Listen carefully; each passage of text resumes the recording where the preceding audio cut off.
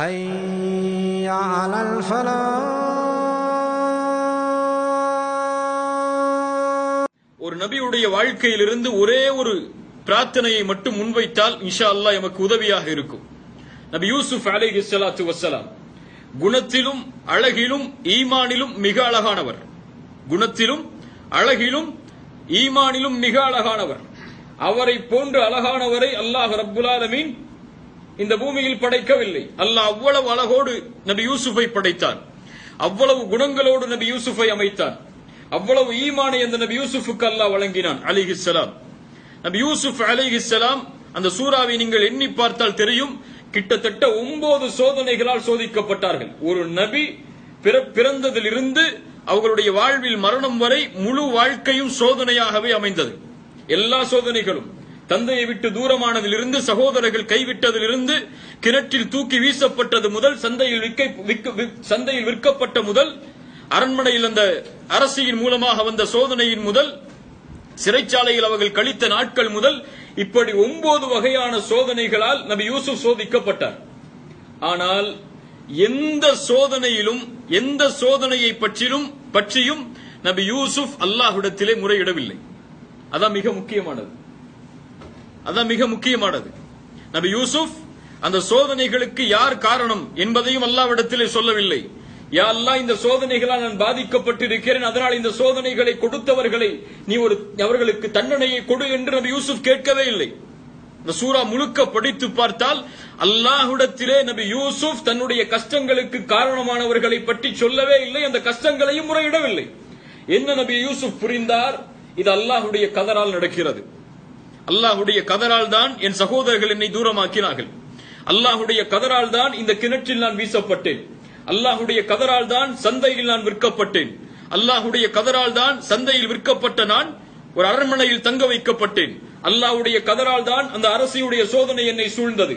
அல்லாஹ்வுடைய கதரால் தான் சிறைச்சாலையில் நான் தங்க வைக்கப்பட்டேன். அல்லாஹ்வுடைய கதரால் தான் கனவிற்கு விளக்கம் கொடுத்த அந்த 2 தோழர்களில் ஒருவர் தப்பித்து அந்த அரசரிடத்தில் நினைவுபடுத்துவதற்கு மறந்தார்.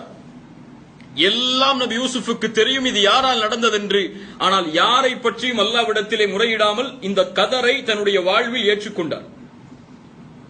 இந்த கதரை தன்னுடைய வாழ்வு முழுக்க ஏற்றுக்கொண்டார். அல்லாஹ்விடத்திலே அவர் கேட்டது, இந்த சூரா முழுக்க நீங்கள் படித்து பார்த்தால் ஒரே ஒரு துஆ தான். அல்லாஹ்விடத்தில் நபி யூசுப் கேட்டது ஒரே ஒரு துஆ தான். அந்த துஆவை நாம் படித்தால் ஆச்சரியப்படுவோம், ஒரு நபி இப்படி அல்லாஹ்விடத்திலே முறையிடுவாரா என்று. இவ்வளவு சோதனைகளை தாங்கி எல்லாம் தன்னிடத்திலே கிடைத்து விட்டது. தான் நாடிய உறவுகள் தன்னை நோக்கி வந்து விட்டது. தந்தையும் தன்னை பார்த்து விட்டார், தானும் தந்தையை பார்த்து விட்டார்கள். அரசவையில் மிகப்பெரிய பொறுப்பு கிடைத்து விட்டது. துன்யாவில் எல்லாம் கிடைத்து விட்டது நபி யூசுஃபுக்கு. அல்லாஹ் மிகச்சிறந்த இல்மை எல்லாம் நபி யூசுஃபுக்கு கற்றுக் கொடுத்தான். கனவின் விளக்கத்தை சொல்லக்கூடிய இல்ம். இப்படி எல்லாவற்றையும் கிடைத்த நபி யூசுப் அலைஹிஸ்ஸலாம் அவர்கள் அல்லாஹ்வை அழைக்கிறார்கள். ரப்பி قد آتيتني من الملك وعلمتني من تأويل الأحاديث فاطر السماوات والأرض أنت ولي في الدنيا والآخرة توفني مسلما والحقني بالصالحين. நபி யூசுப் கேட்ட ஒரே துஆ அல்லாஹ் குறிப்பிடுவது. எல்லாவற்றையும் பிறகு அல்லாஹ் கடைசி குசூராவை நபி யூசுஃபுடைய வரலாற்றை முடிப்பதற்கு முன்னால் அல்லாஹ் இந்த துஆவை சொல்கிறான். என்ன சொல்ல வருகிறான் அல்லாஹ்? இதுதான் நபி யூசுஃபுடைய இறுதி வாழ்க்கையின் கேட்ட துஆ. அந்த ஒட்டுமொத்த வாழ்க்கையின் இறுதியிலும் நபி யூசுப் அல்லாஹ்விடத்திலே முறையிடுகிறார். ரப்பி, என் ரப்பே, உரிமையோடு அழைக்கிறார்.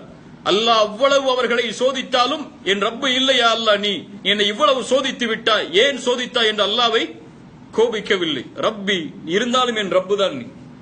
நீதான் என்னை படைத்தவன், என்னை பரிபாலிப்பவன், எனக்கு எல்லாவற்றையும் கொடுத்தவன்.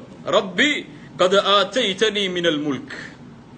யா அல்லாஹ், நீ கொடுத்தாய் அரசாட்சியை.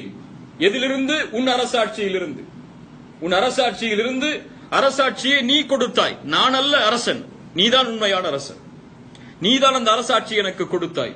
வஅல்லம்தனி மின் தஅவீலில் அஹாதீஸ். யா அல்லாஹ், நீதான் எனக்கு இந்த இல்மை, கனவின் விளக்கத்தை அறியக்கூடிய இல்மை நீதான் எனக்கு கற்றுக் கொடுத்தாய். என்ன சொல்லல அல்லாஹ்ட்ட போய், யா அல்லாஹ் நான் அரசன் ஆயிட்டேன், யா அல்லாஹ் நான் கனவுடைய விளக்கத்தை கத்துக்கிட்டேன்னு சொல்லல. இன்னைக்கு நம்ம என்ன சொல்லுவோம்? ஒரு வேலை கிடைச்சிருச்சுன்னா வேலை கிடைச்சிருச்சு அல்ஹம்துலில்லாஹ்னு சொல்லுவோம், காசு கிடைச்சிருச்சு அல்ஹம்துலில்லாஹ்னு சொல்லுவோம், எனக்கு ஒரு உதவி கிடைச்சிருச்சு அல்ஹம்துலில்லாஹ்னு சொல்லுவோம். நபி யூசுப் எப்படி சொல்றாரு? யா அல்லாஹ் நீ தான் எனக்கு இதை கொடுத்த, அல்லாஹ்வை முற்படுத்துகிறாய்.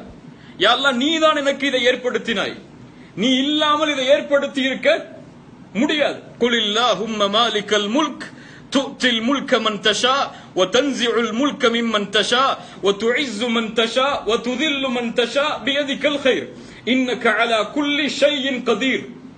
யா அல்லாஹ் நீதான் அரசர்களுக்கெல்லாம் அரசன். து'த்தில் முல்க மன் தஷா, நீ நாடியவர்களுக்கு ஆட்சியை கொடுப்பாய். வ தன்ஸிஉல் முல்க மிம்மன் தஷா, நீ நாடியவர்களை ஆட்சியிலிருந்து இறக்கி விடுவாய். வ துஇஸ்ஸு மன் தஷா, நீ நாடியவர்களை கண்ணியப்படுத்துவாய். உலகமெல்லாம் சேர்ந்து ஒருவனை இழிவுபடுத்த வேண்டும் என்று நாடினாலும் அல்லாஹ் அவனை கண்ணியப்படுத்த வேண்டும் என்று நாடினால் கண்ணியப்படுத்தி விடுவான். உலகமெல்லாம் சேர்ந்து ஒருவனுக்கு கண்ணியத்தை கொடுக்க நாடினாலும் அல்லாஹ் அவனை இழிவடைய செய்ய வேண்டும் என்று நாடினால் இழிவடைய செய்து விடுவான். பியதிக்கல் கைர், நன்மைகள் எல்லாம் அவனுடைய கரத்தில் தான். நீதான் எல்லாவற்றின் மீதும் ஆற்றல் உள்ளவளாக இருக்கிறாய். அல்லாஹ்வுடைய நாட்டத்தை மீறி எதுவும் நடக்காது என்பதை அல்லாஹ்விடத்திலே சொல்கிறார்கள். நீதான் யா அல்லாஹ் எனக்கு கொடுத்தாய், நீ கொடுக்காமல் எனக்கு என்னால் இதை பெற்றிருக்க முடியாது. நான் பேசுகிறேனா நீ கொடுத்த பேச்சு இது, நான் சம்பாதிக்கிறேனா நீ கொடுத்த சம்பாத்தியம் இது, தஅவாவில் இருக்கிறேனா நீ வழங்கிய வாய்ப்பு இது. நீ வழங்கவில்லை என்றால் இந்த தஅவாவில் நான் இருக்க முடியாது, நீ வழங்கவில்லை என்றால் இந்த களத்தில் இருந்து என்னால் பணி செய்ய முடியாது. என் முயற்சி என்னால் நடந்தது, நான் சம்பாதித்தேன், நான் கற்ற இல்ம் என்று எவன் தன்னை முற்படுத்துகிறானோ அவனை அல்லாஹ் தன்னுடைய அடியானாக அங்கீகரிக்க மாட்டான்.